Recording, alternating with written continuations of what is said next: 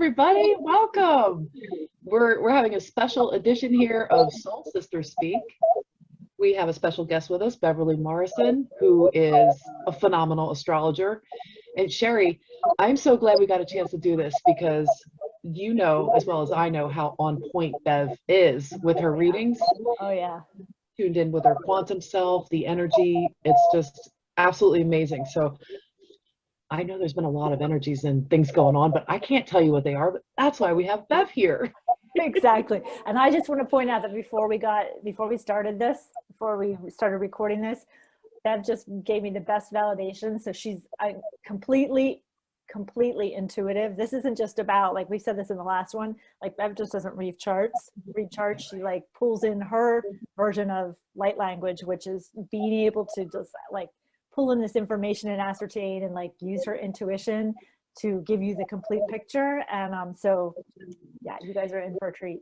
I love that you said that, Sherri.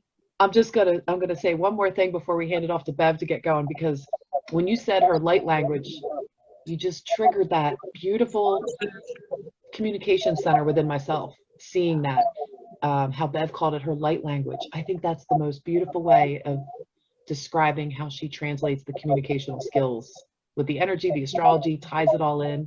Absolutely beautiful. Absolutely. So Bev's going to be giving us an update for the following weeks coming up. And I'm really excited to hear what she has to say. So why don't we get started?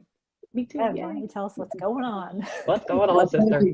I'm glad I was finally able to get on to do this. I know my life has been a little disrupted for a while with moving and stuff. But we got some pretty heavy things on tap here.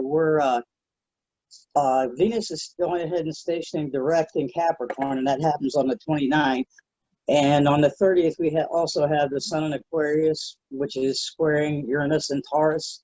So there's a lot of disruptive energy, a lot of rebellious energy, and things that are needing to be changed are going to be coming to the front.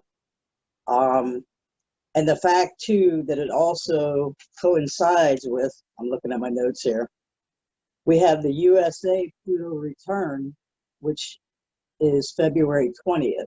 So leading up to the USA Pluto return on the 20th of February, we had the north and south nodes switch directions, and they call those the nodes of fate.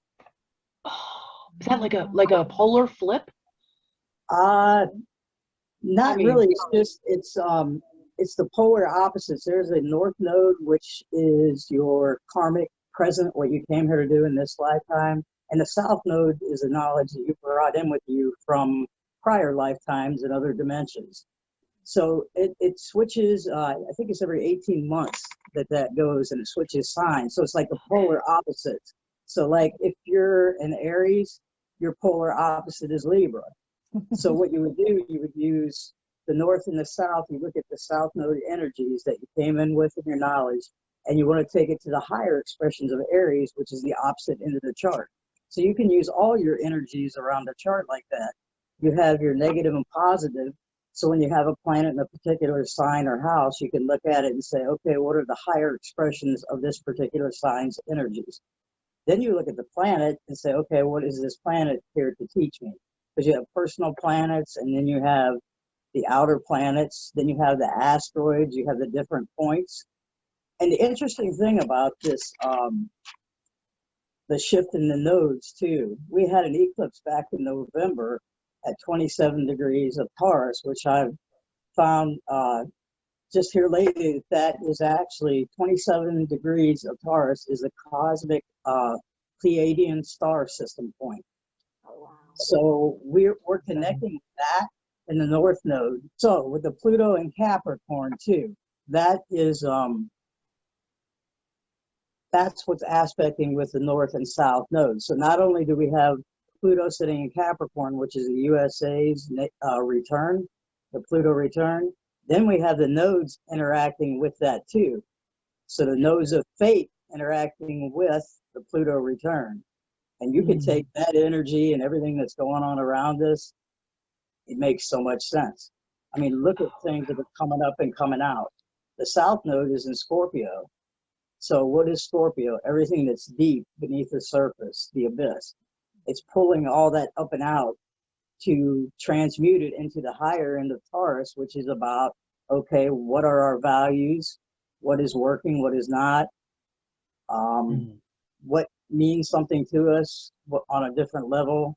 Like you could love something one day, but you move through the lessons and the energy, and you're not attracted to it anymore because it's a neutral point.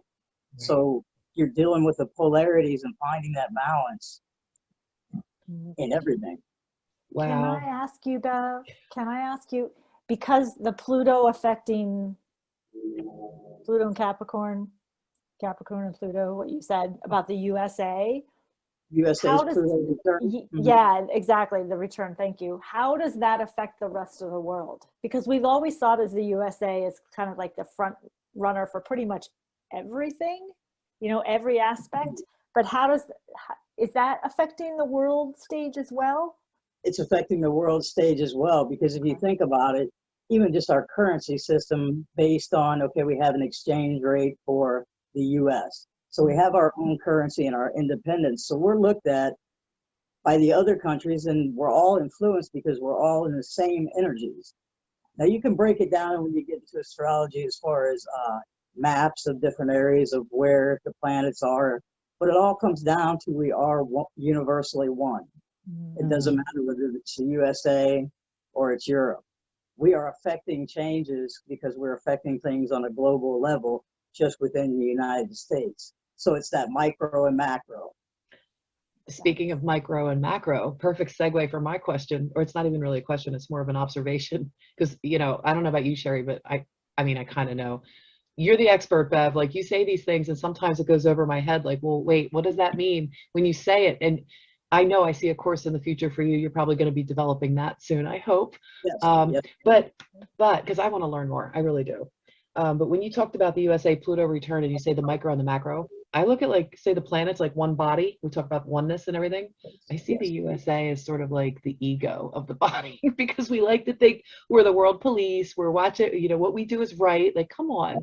It's totally the ego of the body. We figured you out, USA. I like that. Yeah. But don't we have to like integrate our ego and we put the ego in timeout a little bit? That's kind of what we're going through now. It's like a kid kicking and screaming in a corner in timeout. And maybe we've learned our lesson. Maybe it's time with this. You said the 29th is the first of the disruptive energy coming up right now. That's just 2 days away. That's coming right up. Actually, the 29th, Venus is stationing direct. And on the 30th, we have the sun in Aquarius squaring Uranus and Taurus. So it's on the 30th when we have the energies that pretty much whatever needs to be changed now. You'll see a lot of people speaking out, a lot of things more coming out on all different arenas. And we're talking not just USA, we're talking globally. So go hide somewhere. Don't get in any fights with anybody. And don't take any shit. Yeah, well, Mercury is still retrograde too. So yeah, we still got Mercury in retrograde. So it's reviewing. That's what we're reviewing. And Mercury is the messenger, which it rules communications, conversations, how we learn, how we speak, and all that. It's retrograde, so it's going back and we're re-looking at things, reprioritizing, reassessing. It just all falls in together. To me, it's just amazing how astrology works like that. I mean, you can take one thing and look at it, but then when you combine it, you start looking at the aspects and you combine all the layers of it. Talk about going down a rabbit hole. You can get lost for days and still never do it all because there's so much to learn. Every day I learn something new. And that's what I love about it. That's why I'm so passionate about it. I think that was the intimidating part for me, is so much to learn with it. So you pick up a little bit here and there, but it's like, I know enough to be in a conversation with somebody a little bit, but like, no, you know, enough to be what you call dangerous. Right. But the thing I think, if you learn to just look at your chart and kind of learn for yourself how things are laid out, and like I almost have mine memorized, and I'll think, oh, wait a minute, I'll be having a bad day and I'll stop and think, what the heck is going on? And I'll look at my chart and I see a square from the transiting planets going on. And it's like, okay, time to go back inside and we'll just sit this one out and I'll see you all tomorrow with my new cup of coffee, you know? But can I ask, Bev, like when is retrograde officially over? And I know that sometimes the energy lingers for a while after it ends, front and back end. there's a shadow period that's a Yeah. few days after that. But as of February 3rd, we will have all planets direct. And I think everybody's going to be relieved feeling that, because we've had several planets in retrograde, and it's been a while. It usually happens about once a year. We'll go where we'll have a period, I think it's a couple months, of nothing being in retrograde. So that starts February 3rd. So like, if I was talking to you before we got on the broadcast, before we started recording, projects, just for general and for people, projects during Mercury retrograde, not a good idea. Like they may not, you might find yourself, depending on your chart, up against some roadblocks, that kind of stuff. Is that fair to say? Fair to say. You might be reinventing ways to do something. Maybe it didn't work. It's always like, you want to measure twice and cut once. Just give yourself extra time, allowance. Sometimes things will totally go south on you, but it's really more about just being slow and methodical and taking each step, slowly, and looking at how things are going, stepping back, maybe getting a different viewpoint. Because and a lot of technologies and stuff will act up during Mercury retrograde too. That's what it's famous for. Yes. What I always look at retrograde is, okay, we're reviewing, we're reassessing, we're recontemplating, we're reconsidering. So it's giving you a time. It's like the world giving you a time out to stop, step away, and look back. Yeah, it always feels like, especially this one, I never really struggled with the technology piece, but the sludging, like this, like literally like being in mud and feeling like all of your efforts are kind of just like slowed down 10 times. Yes. Like putting it on slow speed. When did this start? That's Mercury. When did that one start the retrograde? You said it all ends on February 3rd. So February is it 3rd, 3 weeks, right? It's usually about 6 weeks. It came in, actually came in January 14th. And February 3rd, everything will be direct. I think it'll be out of its shadow period then too. Oh, good. Good. Yeah, it started January 14th. I remembered that because I was trying to sign a contract on something the 13th and was praying that it wouldn't get upset, but it went through fine. Okay. Nice. Good. Yeah, it's hard to, they always say don't sign contracts during Mercury retrograde, no matter what. Don't sign, but unless you have to, like you said, be methodical and measure twice, cut once. I like that. I like that a lot. Yes, exactly. I was looking to see here. Yeah, what else we got coming up in February? Like mid-February-ish. February's a pretty big month. It's a lot of looking back and reflecting. It's giving you time to look at, kind of like I was talking to Sherri before we started, look back at just on everything in your life and how things have shifted over the last 2 years. Because the last 2 years is pretty much the beginning of all of this energy, with the big changes on a world stage. We've had a lot of planets interacting with that Pluto and Capricorn. We had all the personal planets go through. So, I mean, there's just been a lot of energy going on, but February is going to be some turning point. I think things are going to pick back up, but remember, we still have to identify the problems, and the rest of it has to come out first. That part could get, how do I want to say it, a little muddy the waters, per se, but after that, we have the nodes interacting with that Pleiadian star point, and pretty much I feel that that's the Pleiadian energy coming through to support the downloads and the cosmic potentials that are coming onto the planet, and also the vibration and the frequency.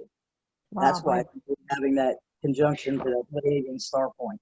My head is just ringing right now. And I'm feeling it open right up. Wow. Yeah. And it's like the halls of Amenti just being opened up like that with the lock key codes and all the things that have happened. It's almost like the Pleiadians are saying, like, well, we want to go too. Like everybody wants this ride on the ascension. They don't want to get left behind, So they have to sort of collaborate, cooperate, make right what they've made wrong, or where it got steered off. They have to help align. So their assistance would be appreciated if it's on, on the right page. Right, and because everything is falling away and things that aren't meant to be aren't going to be able to happen on the planet anymore. The light is one. The light is one. And we can't keep hiding it. It just will not be allowed.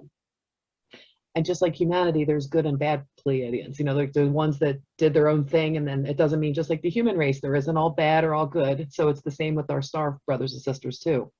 Exactly. Everything has Yeah. polarity. Everything Right. has the positive, the negative. You always look for the balance, no matter what it is. And I know you can't make predictions, obviously, but how do you see these energies in February with these things coming up to light and shifting and not being able to, like you said, stand in their present state? Like how will that look on a personal level and then versus like a collective level? Is that something you can Good speak question. to? On a personal level, it's really going to kind of depend on your chart, where these things are at in your houses and what signs they're in, especially with the houses. Each house rules a different part of your life, and you have the 12 houses. So it really just kind of depends on what's in your chart. But as on a global level, again, with having the USA Pluto return, I don't even know what's going to happen. I mean, I know we're going to have all these positive things coming in to assist us, but my imagination, I don't think any of us can really say what it's going to be like. But I've been feeling the positivity, and I've been feeling the change in the energy. I don't know if you guys have or not. Yes. Yeah. Yep. Yes. It's Yep. definitely supporting us. Yes. Yes, It's very new. It's like, Sherri, I think you coined it. You said new. It's a new creative type of energy that's fully supportive. Like the way you said that, that's how I feel it and sense it too. But was it you who mentioned, Bev, that we haven't had these energies here since 1776? Was that you who mentioned that to me? Yeah, that was the Pluto return. Yes, yes, that's when. So when we Very signed the encouraging. Declaration of Independence, there was a chart. There was a chart of the USA at that particular moment in the sky made. So that, yeah, we haven't had these since 1776. So That yeah, says a lot right there. That's like that. I consider that like a mic drop. Well, and I think the founding fathers followed astrology. Am I correct? And so that blew my mind. I think I heard that somewhere, and they actually followed astrology. And so there's the theory that they actually decided to sign the Constitution on the day they did because of the energies, because of the alignments. you know, I must have read that or listened to them too, because I recall that myself hearing that. And Yeah, they had star actually beings. looked at astrology. They had star beings there with them too. There was assistants there with them as well. So yeah. Yes. Very cool. Yeah. Very cool. Awesome. Now, Wow. so if you had, so I totally understand what you were saying about, you know, depending on your chart, things are going to look differently. Are there any signs that stand out to you that might either have a beautiful time or a more difficult time, or, you know, any signs just in general? In general, really, the place to focus at, the three places that I would look at in the chart is where Taurus is, where Scorpio is, and where Capricorn is in your chart. Those are three areas. Again, Taurus is about your values, what means something to you, what you value in friendships, relationships. Scorpio is more about going into the emotions. So you can work with the intent on your emotions. If you want to work on something with intentions to go ahead and raise your vibration, you can do that. It's supporting that because with the nose being in Taurus and Scorpio, it's in an earth and a water sign. Mm-hmm. And also you have the different polarities there. So it's being lit up so you can bring out the positive if that is your intent. Use the higher end of the energies. Look at the sign overall and see what the higher expressions are of the energy. Great. And what about Capricorn again? What kind of energy is that, Bev? I have to laugh. Capricorn is like the taskmaster, like the nun who would wrap you on the knuckles. Yeah. To me, that's just it's the authoritarian, it's the parent, it's the teacher, it's the mentor, the guru. It's just somebody who's looking things over, making sure that they're done right, and making sure that you've checked out everything, you know what you're doing. Very step away, detached, but they can see things and put them into line and make it work perfectly. It's like coming from a more mature viewpoint, Capricorn is. I like that. That's like not leaving any lessons behind, like making sure you got under the carpet. Oh, did you remember the basement? How about the Yes. dungeon? Did you check that too? Yes. I was underneath that. The Yes. trap door under the dungeon, under the basement. Yep. Yeah. Wow. Wow. Okay. Thank Wonderful. you. Yeah. There's some amazing energies coming in. Holy crap. Yes, What there else we is. got? Anything else of significance when you were doing the chart that you might have noticed that we should watch out for, or any advice to heed that you see that you can give to people? Like, you know, because Right. it's not going to be like an open door, closed door kind of thing. It blends in. So like when we happen to notice, oh, I'm feeling this, like I'm taking a lot of hits from blah, you know, just, is it just everybody's individual, obviously, but as a collective, what should we be on the lookout for? Just be kind to yourself. Because there's going to be so many revelations that it's just, people are going to have their minds blown as far as things that are coming out, and things that you might see yourself too. Things are being revealed to ourselves also that maybe we didn't know about ourselves, or maybe we'd seen from a different viewpoint. Just try to find the positive in most of it, but give yourself a break and don't kick yourself or beat yourself up if you have a bad day. Just kind of like you say, Lynda, be a little better today than you were yesterday. I love that. That has stuck with me. Yeah, I got tired of beating myself up. It's not fun anymore. You know? Like, not that it was not that it was fun before, but it's what purpose does it serve? Like, yeah, God, I'm done with that. I'm done with it. Yes. Yep. Yes. Nice, nice. And okay, so I'm always like, for those of us who are looking for the dates to start a project, to bring something into creation or manifestation, like what are some of the standout dates or weeks in February, Bev, that you were thinking of? Great question. If there are any. I'm sure there are, but I'm going to be honest with you. I'm playing catch up again. I'm just getting ready to look at the whole month of February. I just looked here at this week, so I got to do a little more studying just to see what, I haven't had a chance to print anything out, finishing up the house and doing all that stuff. No worries, no worries, no worries. No, the information you've given us is fabulous. It's great. And you're also offering personal sessions as well, right? So if somebody wanted to come to you for a personal, they could get in touch with you by email? Email, yeah. I've got my email with you, Lynda, at mysoulsongs.com. Nice. I love that. And Gmail is connected with that. Great. Wonderful. Yay. All right. Anything else that we need to know? I think we're... Not that's jumping out at me right now, but I just, like I said, just everybody be kind to yourselves. Know that people are going to be shocked and amazed. There could be a lot of rebellion. There could be acting out. I don't know. Just kind of be prepared is what the main thing I think is. Be prepared, but and don't be surprised. It's like anything goes, right? We're new territory, right? And stay in your own lane. Yeah. Stay in your lane, yes. That was in my head before you said it, Bev. I was just going to say, stay in your own lane. Oh, that's funny, because that's not something I say, Sherri. It just came out. That's so funny. I'm thinking it. I heard it too. But I didn't want to interrupt Lynda, so I was just like, stay in your own lane. That was funny. That's hilarious. No, we're not tapped in, are we? No, exactly. Connection. And with all this, go ahead. No. No, you go.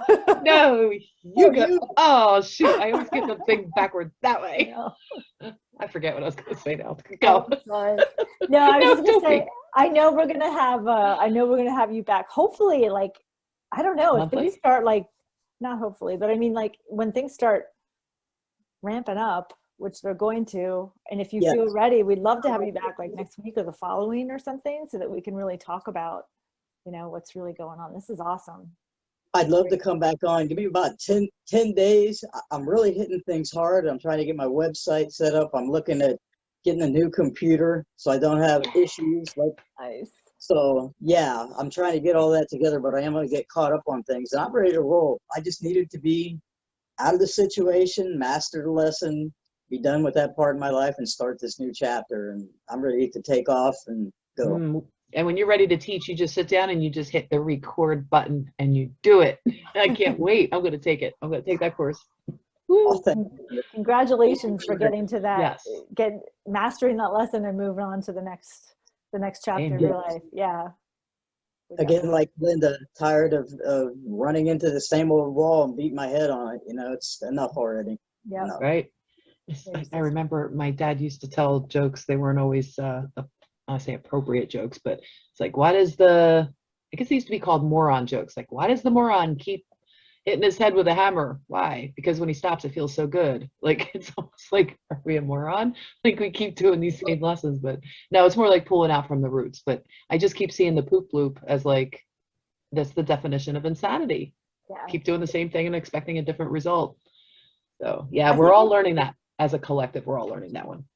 Yes, think for we're- sure. I think we're coming out of the poop loops. That's what it Yes. feels like Bev was saying, Yes. that karmic piece, Yes, you know, we like are. we're starting to, the energies are supporting it now, and the alignments are supporting it now. So it's almost like, oh, we're finally waking up to like, why are we doing this again? Like, you know, Right. like you're in a dream or something and you finally wake up, it's like, oh, okay. Right. It's done. an evolutionary growth. And with Pluto, it's all about evolutionary growth. Pluto is definitely all about that. So that's what we're stepping into. And with the Pluto return in the United States chart, I mean, we're looking at some powerful times. It's almost, you know, you think about the revolution back then, who knows?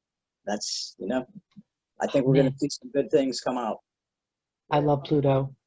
Yo, in our Would You Rather game, when Andrew asked me what planet I would be on and why, and I couldn't think straight. I should have picked Pluto. I love Pluto. I just love Pluto. Diane said Pluto. That is funny. Diane said Pluto because she heard me playing that video. And Diane said Venus, Pluto. I didn't ask her why. I yeah. should. I would have picked Pluto if I was really thinking, but you know, in the Would You Rather, you have to answer really quick. Yes, yes. I love it. I love it. Well, thanks everyone for being here. Bev, thank you so much for Thank you. just being with us again and doing all that you do and bringing through these energies and in your own unique way. And yeah, we're just glad to have you. We'll see you all next time. See you Okay, next thank time. Bye. Bye.